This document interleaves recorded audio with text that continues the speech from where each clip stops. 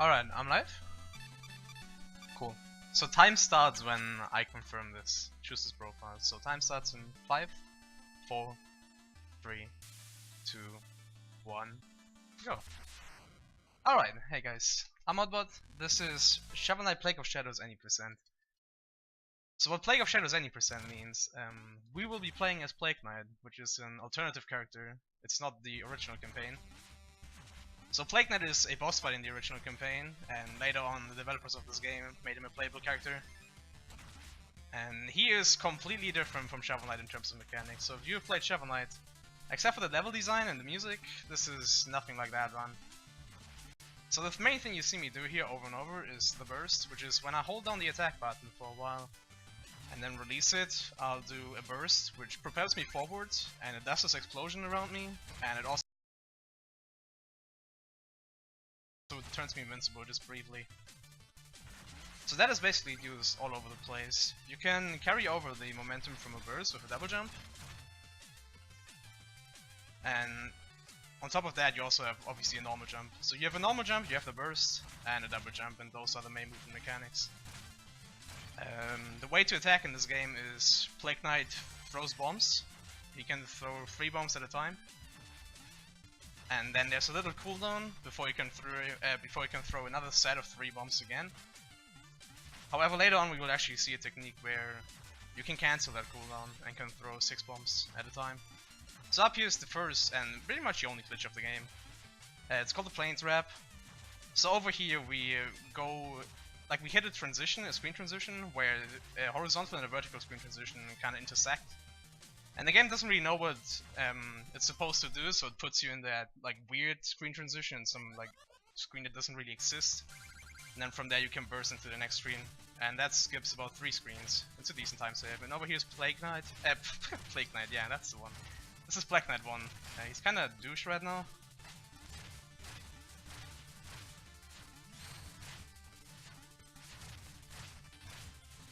So normally you're supposed to stun like this guy. That didn't go too well, as obviously.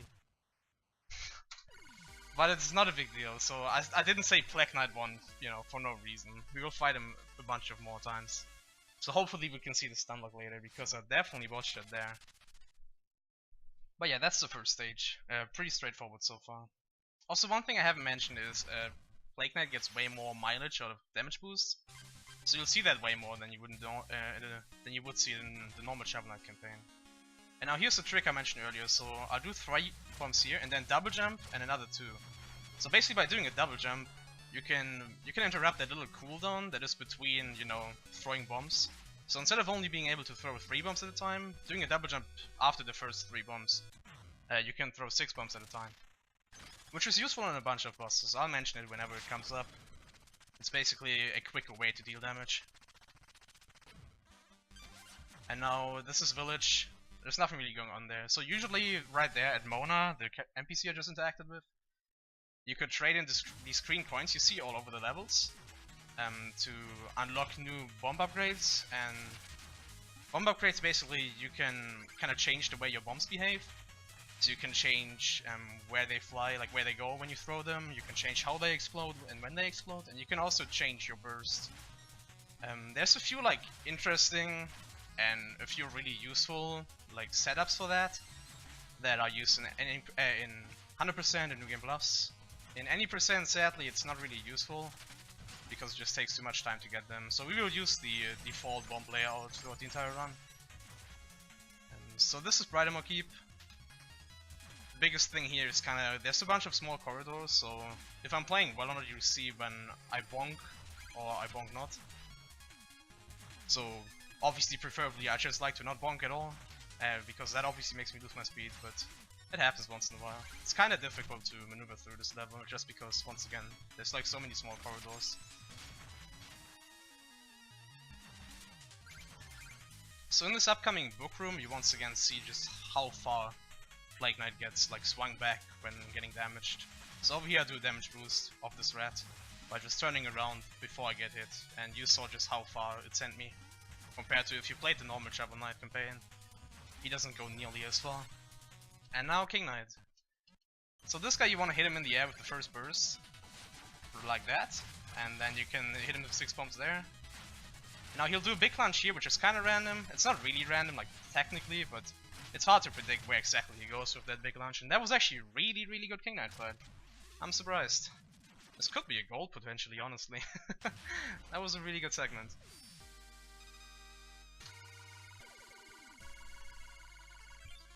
So yeah, once again, like when I was at the top left wall, I used that trick again. We call it double jump cancelling. Usually, where once again, I can throw 6 bombs instead of 3 bombs really fast. And after every stage, we get sent back to the village, where we just have to skip through some dialogue and instantly leave. Because once again, there's no real reason to, you know, interact with Mona, because we won't be buying any bomb upgrades. So one thing to note is, for Plague Knight, like for this campaign, they actually didn't really change the level layout at all compared to Shovel Knight. So if you've played the original campaign or seen it, all these levels will, you know, look basically familiar. They're pretty much the same. There's a few variations here and there, but for the most part they're the same. For some of the later campaigns, or well, the only later campaign that is released so far being Spectre Knight, which is another playable character. And then also for the upcoming King Knight release later this year, they changed all the levels. So just because Plague Knight has so many more movement options than Shovel Knight, most of the time you just see me kind of like just fly through the stages and you know, skip a bunch of stuff that the normal Shovel Knight would have to do. Alright, so upcoming in this big room up here are Frops, and those guys are the biggest trolls in this game. They're completely random, or at least they feel random. I don't know if it's actual RNG, but I don't know any way how to manipulate them properly. And they can just screw you over. So I lost a bunch of time there, because they give me really bad random patterns. It's fine though. Also, one thing I haven't explained is, you know, these platforms here, they go down when there's 2 or more enemies on it. And the other thing I haven't explained are these dark rooms, but I mean, they're not really, you know, they're not really important in a speedrun anyway. Like this one right here is a big dark room, but it doesn't really matter because when you speedrun this game, you can just memorize like where everything is. So it's not really relevant. Alright, and now Spectre Knight. He's really finicky to fight, and there's also an RNG component. So I'll try to get him into the corner here. And now he always teleports down left. And now right here he will teleport again, and it's 50-50. Okay, I got actually good luck there. That's good. Basically it's a coin toss, either he goes down left or down right. And obviously you want him to teleport as close to you as possible, so you know, to the left. Because then you can hit him while he's down there. So that was good RNG. Once again, that's 50-50. I just got a lucky coin toss, and that saved about 4 seconds of a bad RNG. Alright, so the overworld is the overworld of this game is, how do I put it? It's cut up between worlds. So we just beat World 1, which is the first 3 stages. So we gain a free health upgrade right now, which is fine. There's also a little cutscene after every world. But yeah, the free health upgrade is quite nice. And now that unlocks the second world. One thing to note is the reason why we do the stages in the order we do them in is just because it's mostly quicker overworld movement. There's one instance later on in the run where we do a stage first, even though, you know, the overworld movement is slower, but I'll get to that when we are there. So this is the Exploratorium, and, you know, once again, if you've played the original campaign, you'll find out that at the end of this you would usually fight Plague Knight, but obviously we are Plague Knight, so instead of fighting Plague Knight at the end of this, we will fight Shovel Knight. And there's one thing about Shovel Knight that is it's just good game design, man. I don't know how else to put it. Oh my, that was scary. So Shovel Knight can use a relic, which is a magic item in the game, called the Face Locker, which will turn him invincible briefly.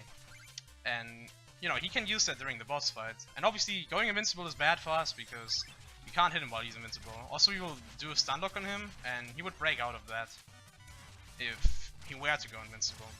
So, however, for some reason, when you are below 2 health, he won't do it. So that means, wait, okay, I miscounted my hits there. That's quite something. So that means that throughout this entire stage, we have to route our health. To at the end of the stage, we want to be below 2 health. Also, all these things are on global cycles, like these flamethrower thingies, the pots you saw earlier, all those are on global cycles, which makes this one of the hardest stages in the game, because not only do you have to care about global cycles, but you also have to route your health. So every time you like do any small mistake, it ends up being way bigger than you'd first expect, because you differentiate from the global cycle and the health route. So being consistent at the stage is insanely hard. And now for the Shovel Knight fight, if everything goes well, let's just see. I'm gonna explain it afterwards, but basically we're gonna stun lock him in the corner here. Hopefully. Okay, well, what a douche. So he can just randomly throw anchors even though he's stunned. He's a dirty cheater. Oh my, okay, well, this is quite something. This is marathon luck over here. Please just die. Okay, well, that was a journey. I don't know what to say. Holy moly. So usually he just stays stun locked in the corner there, but you know, you just saw what happened. He's a jerk. He's a cheater. I don't know how to put it. So he can just randomly throw anchors out of hit stun. That's what he likes to do. But basically, ideally, if you mash perfectly, which is, you know, just mash as fast as possible, basically frame perfect. Although there's a big buffer in this game. He will stay stun locked in the corner, guaranteed. And on top of that, you saw him heal, like halfway through the fight, which is called and you can skip that.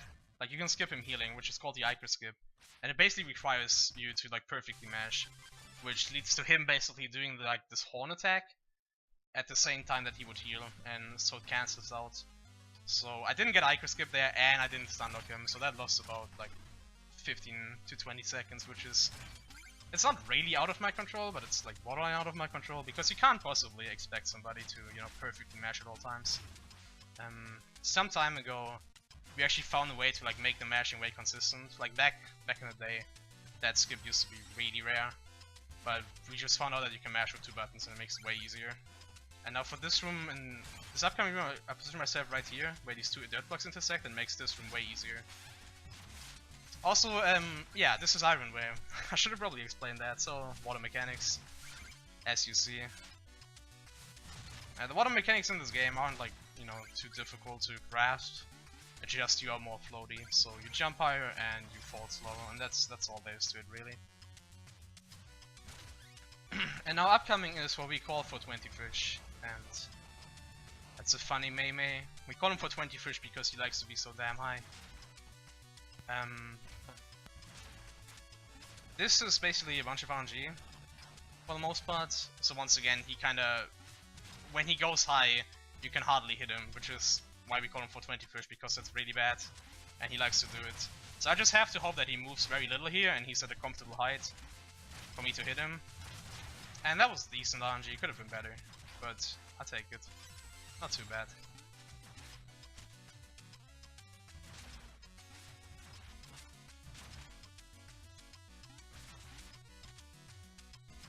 And these missiles are on a global cycle for some reason. Who knows, man.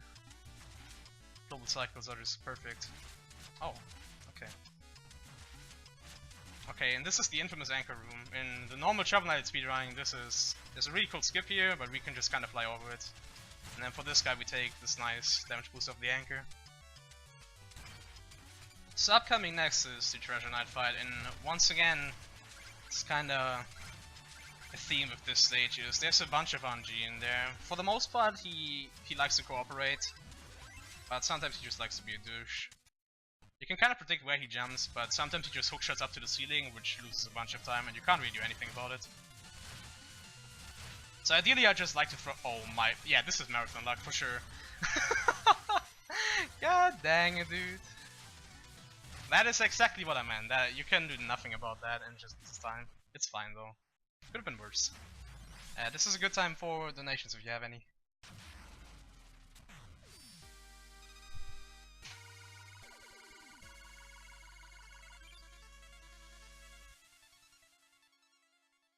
Alright, I take that as a no. Whoops. Oh. Okay, Sorry. go ahead. The last donation we had was from me for the Plague Knight wins by doing nothing. So, Oh. yeah. That and the Anonymous. And then just an FYI, our next run is gonna be Time Splitters 2 by your own copy. And that's all we have going on right now. Perfect. Nice.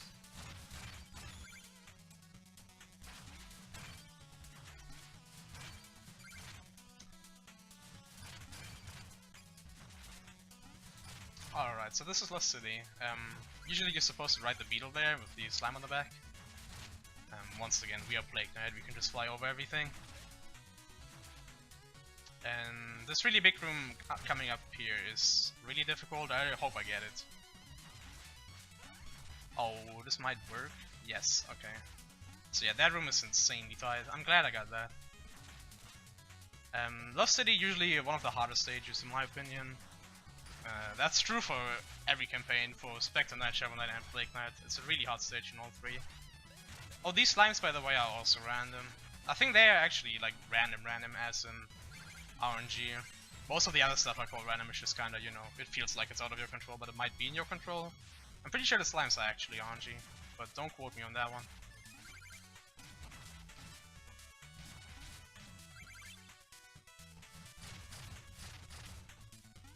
Alright. So one quick damage boost here, and then this is the second beetle room. Once again, you're supposed to take the beetle there, but we can skip completely. And the Shovel Knight speedrun, there's some really hard tricks to skip, you know, these rooms. In the Plague Knight speedrun, there's still rather hard rooms in comparison, but, you know, then there's no like real trick to getting through them. And now Mole Knight it looks really easy, and it's actually one of the hardest fights in the game. So timing these bombs is, yeah, insanely hard. Which is why I just missed them. Oh my god, okay. This might be bad. Well, let's check it out. Okay,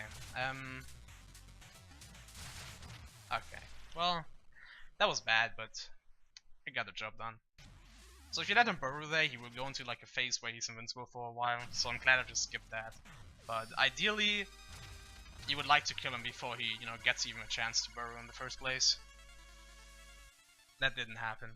So I mistimed a few of those bombs and then I got hit, and, you know, once again, it's one of the harder fights, so I can't be too upset. It's all fine pretty much. And this does it for World 2, once again, 3 stages, which means the world is done. Which means we get a free health upgrade and some cutscene to mash through.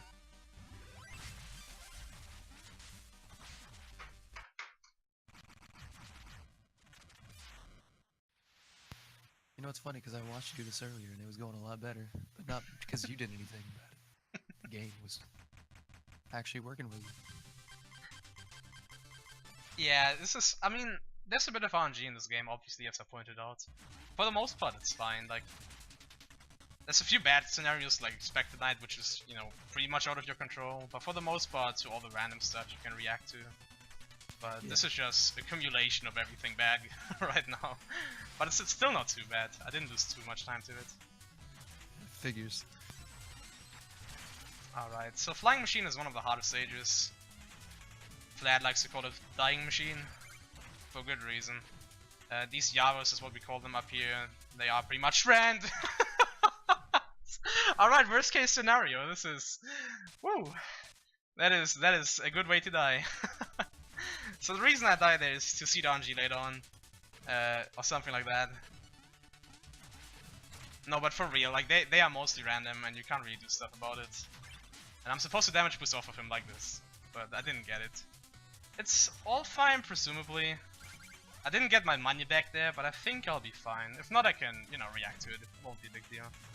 This is the Dinghy Truffle mini fight. So once again, double jump cancelling really useful here. And now it's finally time to explain magic in this game. So the Shovel Knight speedrun, if you've seen it, picks about like 4 relics. We will pick one Arcana, which is the magic item for Plague, and it's this one right here. It's called the Staff of Striking. Oh, shoot. And it basically is just a quick way to attack. I'll play this slow, I don't want to die again. Speedrunner me dies a little in there, inside there. It's fine though. So the way the Staff of Striking works is, or the magic works rather, is You have the magic bar up there. Every time I use a magic item, it, you know, a little bit of magic gets used, and then it refills automatically. And if you run out of magic completely, you're locked out of magic attacks for a little while.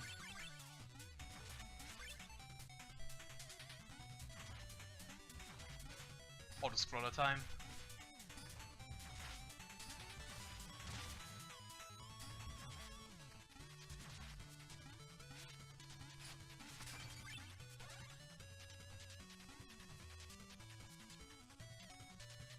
Alright, so one thing that won't matter now, but usually in a speedrun matters, is there's a global cycle coming up in 2 rooms from here. And you kind of try to... There's a really fast cycle you can get, but it's insanely difficult to get. So usually you just try to, you know, match the normal cycle. I played so slow it won't matter, and I died to the Java, so... Okay, yeah, this is a global cycle usually, the fans there. And now this is wind tunnel, I hope I get this. Ooh, this might be early. Okay. It's just as scary as it looks. So basically by doing a really precise burst there, you can kind of skip through that and skip 2 cycles. Or 1 cycle, whatever you want to call it. You skip having, you know, to wait for the wind go up and down again. And now Propeller Knight, I try to get the quick kill here, but it's in my opinion the hardest fight in the game to get, you know, perfect, so I mess it up. Make fun of me. Oh, ho ho. Well, that is just, well. So sadly I didn't get it there. Needless to say. Oh, come on, man. Okay, that's still fine. That wasn't too bad. So basically, usually he would fly to the left. I don't know what I did wrong there, to be honest, but he didn't fly to the left. He flew to the right, which is bad. But I still got a decently quick kill. It didn't lose too much time to it. The one death though, that was quite something. Then again, it's a dying machine. Okay. So upcoming is Black Knight 2. Once again, we fight this guy a bunch of times. And hopefully this time I'll get the stun lock, although this time it's way harder, so... I use a visual cue to line this up, and I'll concentrate for a sec and then explain the fight. But basically you can invincible backdash, and you can prevent him doing that by doing really precise bomb timings. This might be fine.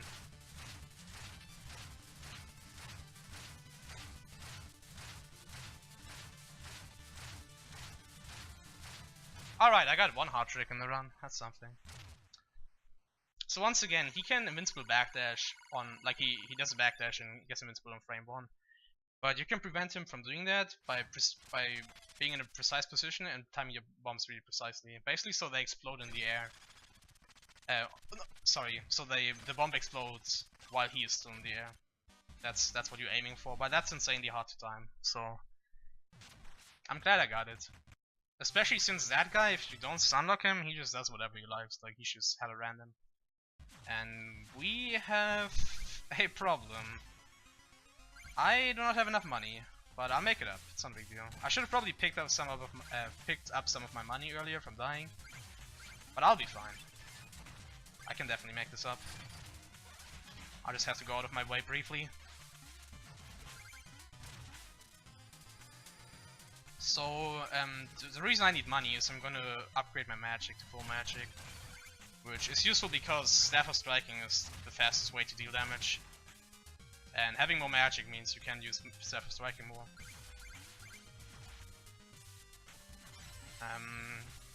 It costs, let me think, 10,500 I think? Actually I might not even need to pick money. I might be wrong actually. I think I'm fine on money, never mind. I miscalculated. Whatever. This room upcoming here, the Hammer Bro room, I'll go for it, but it's really difficult. And I got it. Oh. That's one of the scarier tricks. That damage boost there is really precise. If you are too low, you just end up, you know, hitting the death plane. If you are too high, you also end up hitting the death plane because you will bonk on the ceiling and lose upwards momentum. So you have to be at the precise height to make the damage boost and still grab the ladder.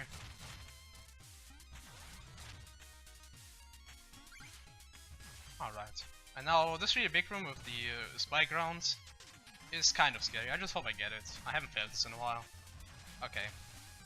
Scary pod done. I'll play this safe, I don't want to die anymore. And I break the checkpoint because I'm not entirely certain if I have enough money or not. I think I have, but we're gonna find out.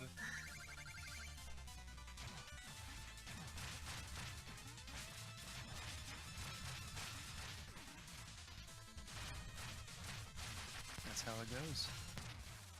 Alright, that went perfect. With 5 letters. Stage 4 was kind of sloppy.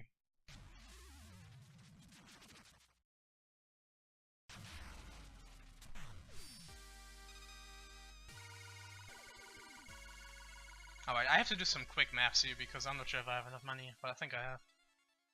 I'm not really in this position because usually when I die I reset, but I'm pretty sure I'm fine. Even if I'm not, I can buy the magic later, so it's not a deal breaker. I'm fine, okay, never mind. I'm easily fine. I didn't even need to break the checkpoint. Okay. All good. So now the last stage out of the main nights is Clockwork Tower, and we'll fight Tinker Knight at the end of it.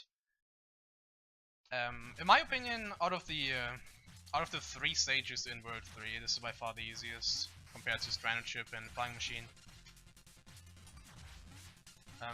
There's nothing really difficult going on in here, to be honest. There's one auto-scroll to skip later, which is, I mean, kind of difficult, but not really. And there's a few things where you can lose, a second or two that are kind of hard to get, but there's nothing like really big that can go wrong. Mostly, at least. You can probably find ways to mess this up. Oh, there's one bad thing actually. You saw these daggers over there? We call them sign daggers. They have a, they behave the same way, but they spawn in random positions. So sometimes they just spawn in your face and you can't do anything about it. But it happens really rarely. I know this is the auto scroll I was talking about, so by doing a damage boost here and then another damage boost up here, you can skip the entire thing. Usually you would have to ride that, elevator or whatever this is supposed to be. I guess it's not really an elevator, but you get the idea. I was supposed to stay in that box there at the beginning. Alright, and that is the end of the stage actually already. There's one big auto scroller coming up here, and that's that.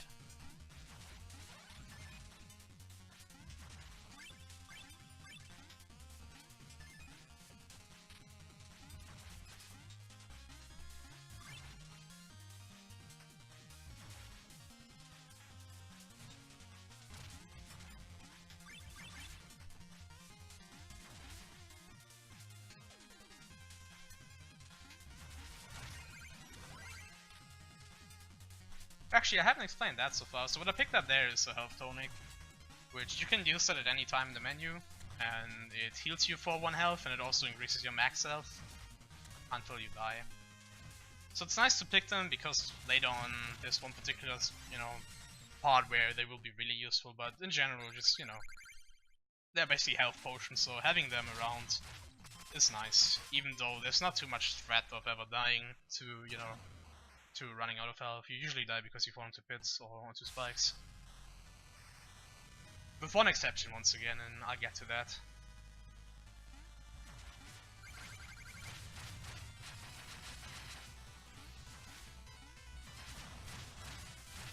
Alright. So Tinker 1 there is... I didn't really talk about it, but Tinker 1 is just kinda... he's a joke boss fight, and then Tinker 2... you can hit him before he spawns, and then you just kind of go ham on him with Staff of Striking.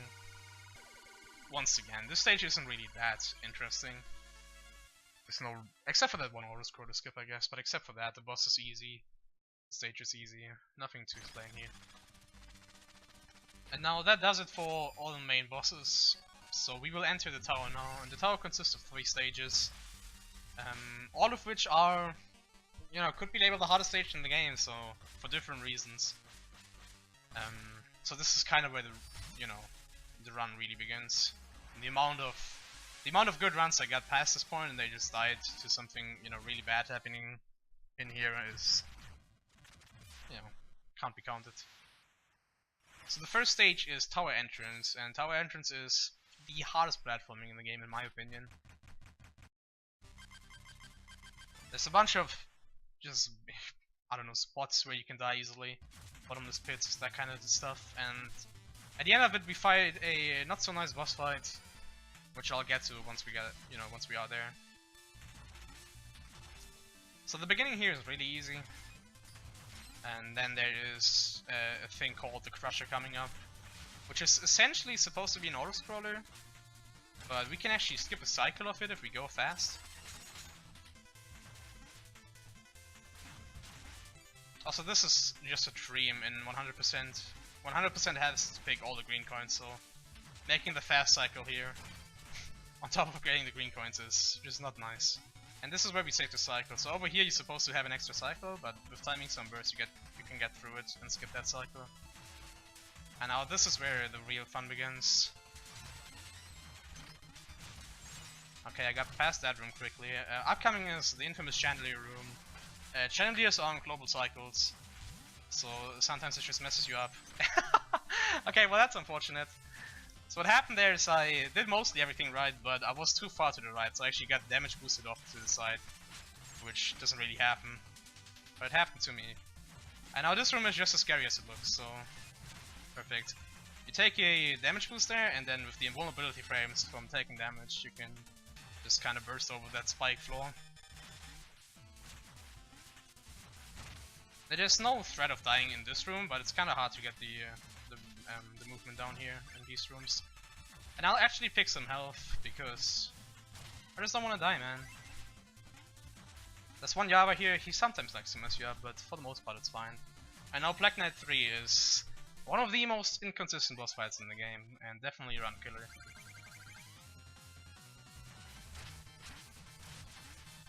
Oh, this might be it. Nice, this is really good. So, he likes to teleport at a certain point, and after the teleport, he will do an attack where he kind of teleports around the stage and shoots orbs. And if he does an attack, that wastes about 6 to 8 seconds. Like, he just kind of, flies around the stage, and you can't really hit him during it. So, by kind of tricking him into teleporting and then throwing a bomb at him after the teleport, you can prevent him doing that attack, but it's insanely difficult. And once again, that is where many runs come to die, because that is just, it is technically consistent, but it's really, really difficult because it's just hard to predict. So I got the teleport cancel there, which is perfect, and then a good fight afterwards. Tower Ascent, there's nothing really going on in here in the stage, but after the stage we have to do boss rush. And boss rush is quite something. Actually, you can save a cycle here by doing that damage boost, and then upcoming here we have the Mario Maker room is what we call it, because it's just good game design. Look at this, isn't it beautiful? A bunch of enemies, random blocks, it's perfect. Oh my god. Now in Shovel Knight you're supposed to ride that, rainbow puking, I don't know, bird statue, whatever it is. In Plague Knight you just fly over the whole thing. In 100% Plague Knight, this room is complete terror, because once again you have to get all the green coins. And here's a nice little auto-scroller. So the thing I wanted to explain earlier is boss rush. So at the end of boss rush we will fight Shovel Knight again. And if you remember from what I said during Exploratorium is he will use Face Locket, which turns him invincible, unless I am below 2 health. Which means that I have to be below 2 health at the end of boss rush, which proves to be quite difficult, because not only have you have to fight all the bosses, you have to fight them fast, and on top of that you have to route your health throughout the boss rush. So this is by far the hardest section of the entire run, like by a long shot. And you get rewarded if you do all of that. You get rewarded for with a stun lock on Shovel Knight.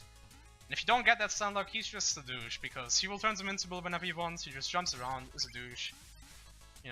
That's what he likes to do, and loses you a bunch of time. So getting that, the quick kill, the stun lock on Shovel Knight saves at least 20 seconds, but it's largely dependent on RNG. So when Shovel Knight gives you bad RNG and just kind of fools around, then you will save even more time for stun locking him, obviously. Also, if you look in the top left corner, that number there is there for a reason. I definitely routed my green coins throughout this entire run. Don't worry about it. Okay, so for the boss order here in Boss Rush is... we don't know anything about the boss order, like it's random, except for two things. We know that Polo Knight will be in the first 3 bosses. The developers did that so because Polo Knight can kill you instantly with spikes. And so they did that so you don't die, you know, close to the end of the boss rush to just like an insta-death. A lot of these boss fights are just faster than they are in the normal stages because now we have, you know, full magic staff of striking. Which once again is by far the fastest way to deal damage. It's insane how much damage you can deal to the bosses here. And this is also where the tonics come in handy, because I can't pick up any of the health turkeys, like the, you know, the health refills, because obviously, once again, I have to stay below 2 health at the end of the boss rush. So having these tonics here for whenever I am, you know, I need a little bit of health, but once again I can't full heal, then I can just use the tonic to heal up a bit at least. So this is where they are really useful. And why maybe you'd like to go out of your way throughout the run to pick up a few. I'm at 5 now, which is the maximum, so I'm running comfy over here.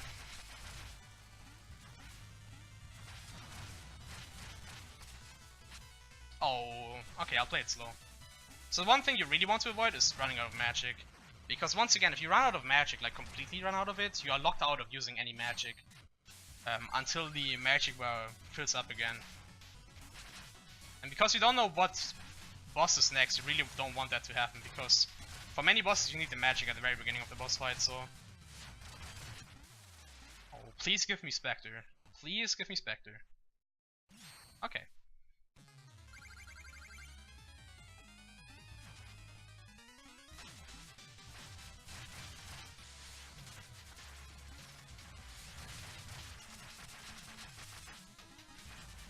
That was a perfect Spectre fight, nice. And our Propeller, there's a really cool quick kill for him. And boss rush. Oh, this is terrible. Okay, I'll play this slow. So much for the quick kill. I won't do the quick kill. Screw this. Safe. Yes. Oh my god, okay. So the reason why I played it safe there is because I was so close to the turkey. And once again, you don't want to pick a turkey or you have to fight Shovel Knight. Well, yeah, I have to fight him, but, you know, I can stun lock him now, unless I mess it up. Okay, 1, 2... Whoa, please! Are you heckin' kidding me?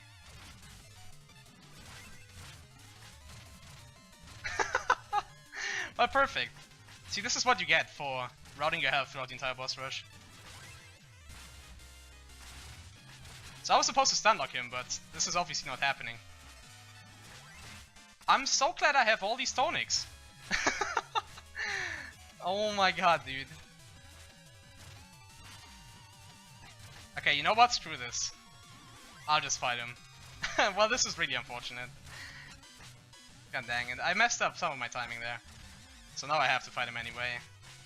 So all this build up, I actually did the hard part. The Shovel Knight stun lock isn't hard, so I did the hard part, which is doing boss rush pretty fast while being below 2 health. And then I messed up the grand finale, which is just getting that stun lock. That is really unfortunate, but whatever. Now at least you get to, well, you got to see the beginning of the stun lock. That's basically the gist of it. You jump up, throw bump, staff or strike him, jump up, throw bump, strike, and you repeat that over and over. That is the stun lock. But now you get to see what happens if you don't get that stun lock. He just kind of, you know, dicks around, just jumps around the stage, and, you know, just this is a annoyance, I guess.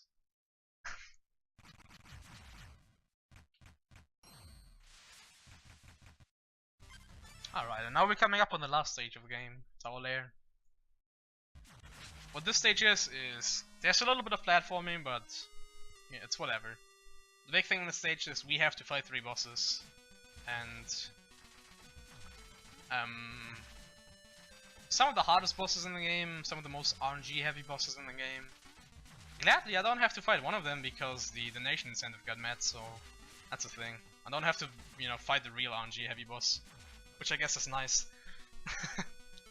But the first boss is Enchantress, and she's, if it's not Propeller Knight quick kill, her quick kill is probably the hardest and most technical fight in the game. There's a lot of like health thresholds that you have to, you know, pay respect to. So at a certain health threshold, she will do her dives and then go below the stage, and you want to kill her before she does it or when she is below the stage. So I have to throw some really careful bombs here. Look at her health. Just play this out perfect. This looks good. So these dives are random. Oh, this doesn't look good at all. What am I saying? Okay, I got it. Never mind. It's all fine. So that could have went way better. I got really bad dives, which is random, but once again, as long as you can kill her there below the stage, it's all fine. If you can't, like, you can only kill her below the stage if she's below about, I think, 6 health. So if you don't get her below 6 health, you just have to wait until she pops up above the stage again, which is like 20 seconds time lost. And now we will fight Plague of Shadows, which is basically just fighting us. So this is just, you know, the Plague fight that Shovel Knight would have to do. However, there was a donation incentive which said Plague Knight wins by doing absolutely nothing, and this is it. So just look at this beauty. This is a death Easter egg, I guess. And for some reason, when you do absolutely nothing, you just win. It's you know, just perfect.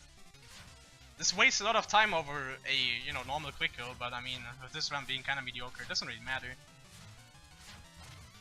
He's trying his hardest, man. He just can't get you. You can Q MC Hammer. You can't touch this during this. He wasn't even in me there. He doesn't hit me though. And there you go. That's how you win. That's how you win the video game. Alright, and now Corrupted Essence, which I legendarily lost 15 seconds on the easiest boss fight in the game during my world record, but we don't talk about that one. So you can open up his bomb at the bottom there, and then that will open up his weak point. So I'll have to do 7 damage to this bomb, or whatever it is, like this, and now you can open up his weak point. I'll throw a few bombs, Staff of Striking him, and we repeat that. So that was the first cycle, now this is the second cycle, and time is coming up, and time. Nice. And that was Plague of Shadows any percent.